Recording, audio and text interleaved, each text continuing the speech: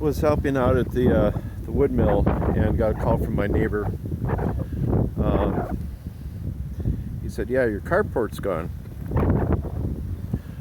We had gusts of winds going through here out of the due west, which we never have. I don't know, 50, 60, 70 miles an hour, right up the pipe of the carport. This is normally where I have my, geez, a little ice there too. Normally I have my car parked next to the cabin here, and well, come along and there's the carport. Blew it right off its mounts. It was a matter of not having the steel tubes screwed in together. I can't complain about that. I had everything anchored really good. We've got branches down like never seen before, actually, and being at this here 20 years. But this is why I'm filming this, because I was thinking, ironically, I was going to talk about the importance of windbreaks.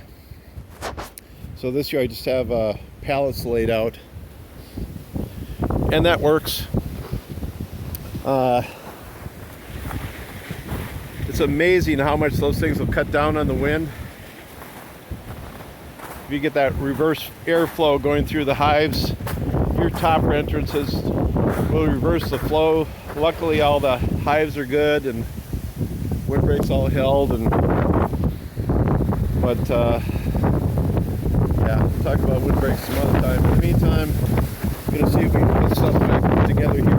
Screw that. I'm going to wait until the wind dies down.